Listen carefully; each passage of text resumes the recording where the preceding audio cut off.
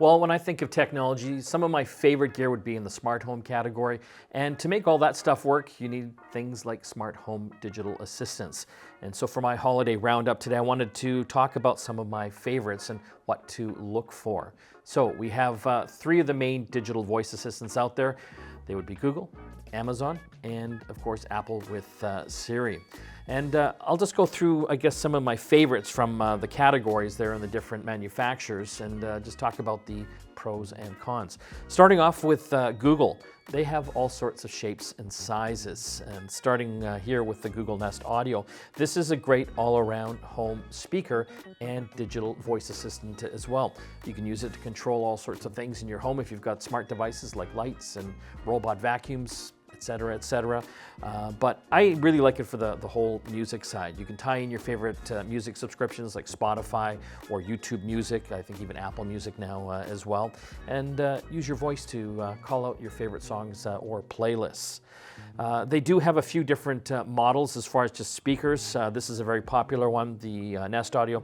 Probably even more popular are the little Nest Minis. These things on sale are cheap. And you can stick these things around the home to control, like I said, the smart home devices, but also as kind of mini speakers. I actually have a couple of these in the different bathrooms in my home. So these are great if I'm getting ready in the morning or having a shower. I can kind of turn it up loud and listen to my favorite radio station or my favorite songs as well. The one downside I find with the Google stuff is their app to set these things all up. You have to use the Google Home app.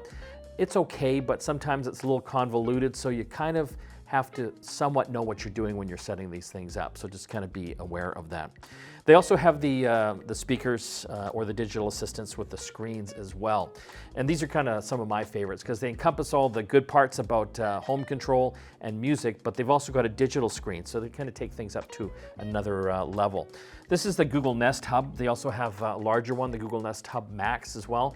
That one I like because obviously it's got a larger screen, but it also has a built-in camera, so you can do video conferencing with apps like Google Duo. The smaller one does not have the camera, and some people might find that a little more pleasing if they're concerned about privacy. This particular one can be used as a digital photo frame. You can also watch things like Netflix. You can have the weather brought up on here. I also use it for things like recipes on YouTube. So if I'm trying to make crepes or pancakes in the morning, I can actually call up some of my favorite recipes there, and it'll actually walk me through right on the screen exactly how to do it, which is kind of a nice feature. So moving over, Amazon. They're really big into the digital assistants as well. You're probably familiar with Alexa. It's tied into all of their speakers and screens and other devices, which we'll get to as well. Amazon, they've done some interesting things with the overall shapes and designs of their speakers. This is the latest 4th generation Amazon Echo speaker. The ones in the past were like little pucks, like hockey pucks or kind of cylinders. This particular one, as you can see, is like a round ball. What's kind of interesting is that it actually has ultrasound wave technology built into this as well. So you can actually turn on a feature where it knows if you're coming in and out of a room. So you can have it turn lights on and off or even play your favorite song. Apparently the Nest Mini has that capability as well. I haven't really had a chance to check that out, but I will.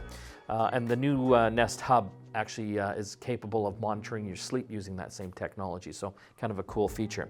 But getting to this one, they've got a few different sizes. This is one of the smaller ones. They've got a larger one as well. It's got 360-degree sound. I do like having the controls on top. The Google Nest speakers and the Mini, they have controls as well, but you can't see them.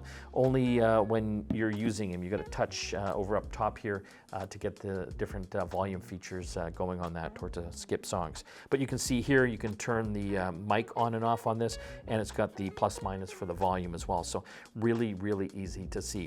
And like the Google ones, it does come in a couple different colors as well. With Amazon, they do have the digital screens as well, very much like the Google side. This is the Echo Show 5. They've also got larger screens as well, and even an Echo Show 15, I think now too, that you can hang on the wall. This one's a little bit different than the Nest Hub in the smaller size in that it does have a camera built into it. So if you do want to do video conferencing with the smaller one, you can do that.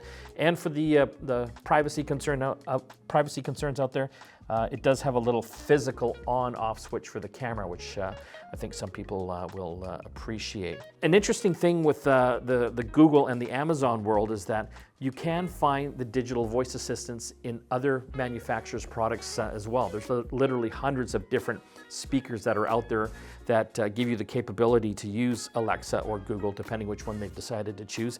A great example would be Sonos. I've got this in my home. I've got a whole multi-room Sonos system going. They've got all sorts of different shapes and sizes, subwoofers, sound bars, built-in speakers, also amps.